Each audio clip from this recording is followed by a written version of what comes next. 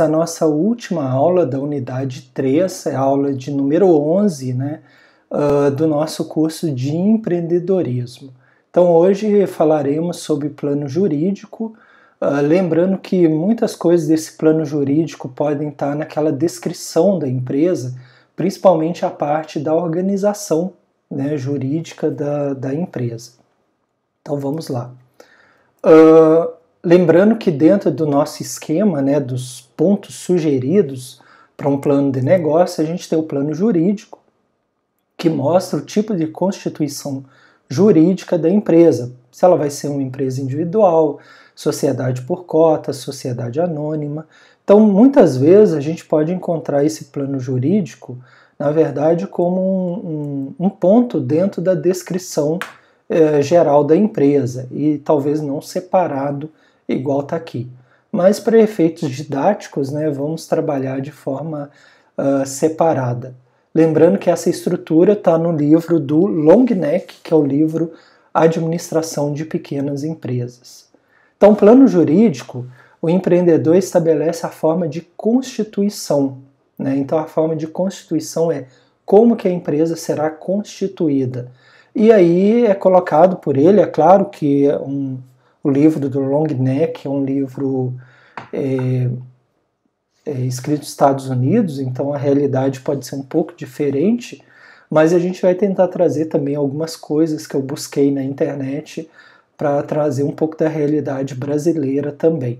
Mas segundo o autor e os autores, as alternativas são empresa individual, sociedade por cotas e sociedade anônima.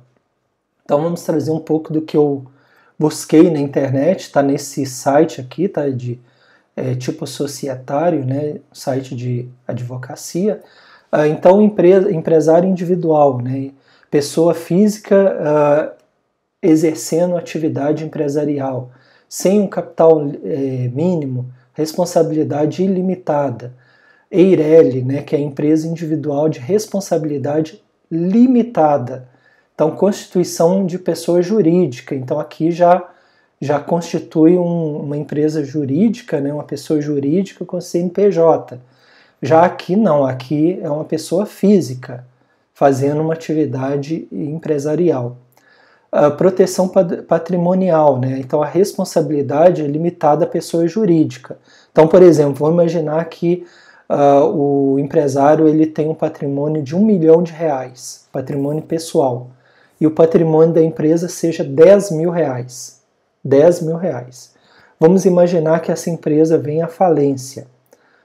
Os R$10 mil apenas da empresa que vai fazer parte da massa falida, Então, a responsabilidade dele está no valor da pessoa jurídica e não o valor do patrimônio pessoal dele. Ele não responde pelo patrimônio pessoal dele.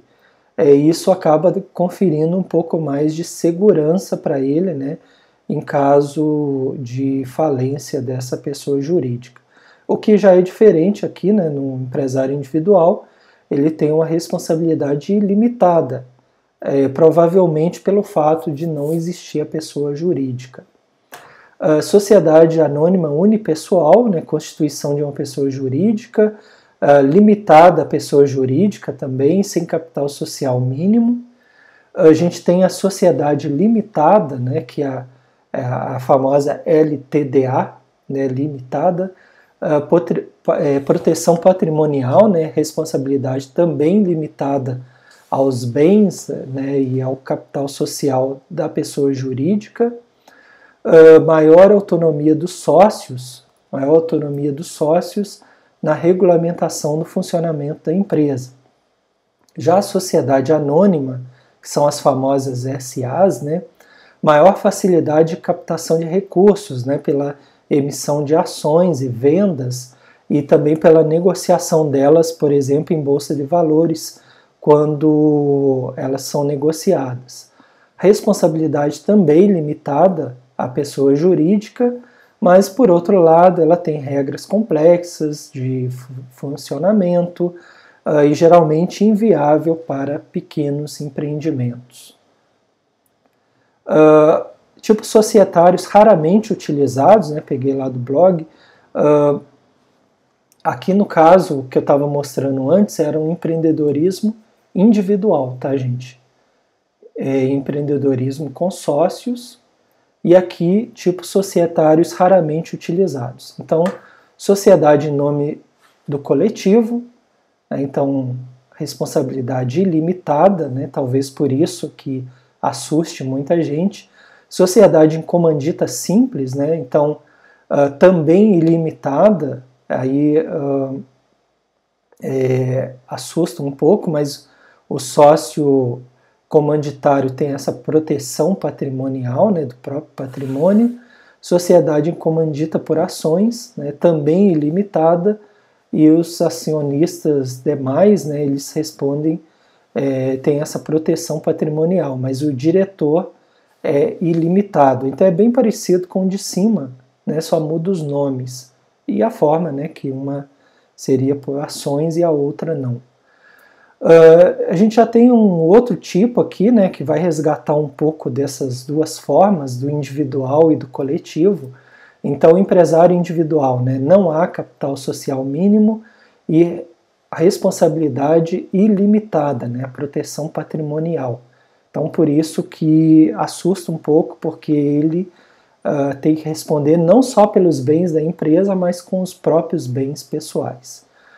Aqui a gente tem o EIRELI, né, que é Empresa Individual de Responsabilidade Limitada, em que tem um capital social, né, que é o valor que tem que ser aportado sem salários mínimos, né, o mínimo, responsabilidade ilimitada, somente um sócio ou titular. Aqui está comentando responsabilidade ilimitada, mas a gente vê que elas, na verdade, elas são limitadas, né? Aqui a gente tem talvez a construção do quadro, porque veja que aqui diz, né, responsabilidade limitada, pessoa jurídica, responsabilidade limitada, pessoa jurídica. Tanto é que o próprio nome, né, diz responsabilidade limitada.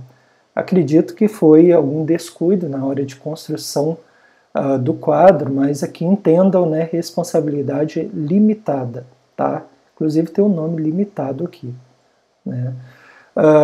Sociedade limitada pluripessoal, também acredito seja limitada. Sociedade anônima está ilimitada, mas todas elas limitadas ao capital da pessoa jurídica, tá? Isso que tem que ser entendido. Sociedade em nome do coletivo, sociedade em comandita simples, aí aqui, né, eles observam, né, aquelas responsabilidades, né, limitada para o comanditário, né, e ilimitada para o comanditado. Da mesma forma, aí aqui sim está de acordo com o que a gente viu antes aqui, né, que um sócio é ilimitado e o outro existe essa proteção. Aqui o acionista diretor também é ilimitado e os demais têm a proteção. Mas são tipos raramente utilizados, como a gente viu antes aí. Temos aqui empresário, né, microempreendedor individual, empresário individual, o EIRELI, né, que é a Empresa Individual de Responsabilidade Limitada, as LTDAs, né, que é a Sociedade Limitada, e as ECAs. Então, a forma de tributação, né, o Simples Nacional, a microempresa, empresa de pequeno porte, lucro presumido, lucro real. Aqui já é de um outro site que eu tirei. Então, o plano jurídico não se impõe necessariamente como uma seção separada do plano de negócio. Como eu comentei no início dessa aula, ele frequentemente faz parte lá da descrição, né, geral da empresa. Então, muitas vezes tu vai encontrar isso aqui dentro. Tá? É isso que ele está querendo dizer.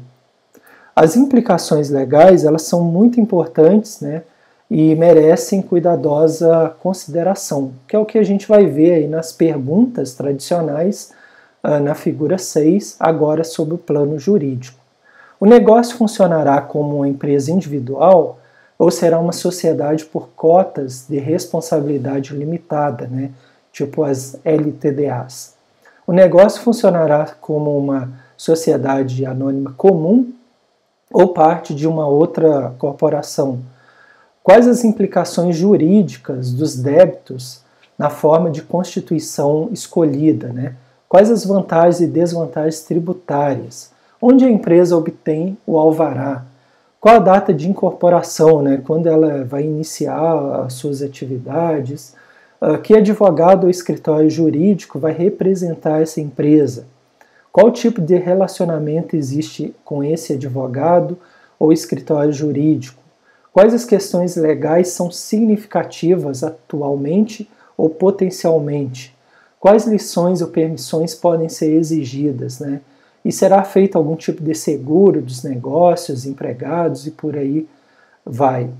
Tá? Então são várias perguntas que podem ajudar a constituir esse plano jurídico que pode ser separado ou fazer parte lá na descrição da empresa, ok? Então eu agradeço a atenção de vocês, né, por toda essa unidade 3, em que a gente trabalhou o plano de negócios. O plano de negócio ele tem que sair da esfera mental e para ser de fato escrito, né, ele sempre é passível de ser atualizado, melhorado, incorporar coisas novas. Os diversos tipos de planos que a gente mostrou aqui, né, vou voltar aqui para a gente ver, são sugeridos, mais ou menos os planos que costumam aparecer. Aqui faltou o plano financeiro, né, mas que é super importante. Então eles vão dar um norte para a empresa, para a condução das suas atividades, mas também vira um documento externo que pode ser analisado por investidores, por instituições bancárias, etc. Ok? Então, caso tenha alguma dúvida, faça as perguntas aí no YouTube, né? Não esqueça de deixar um like. Agradeço a atenção de vocês, né?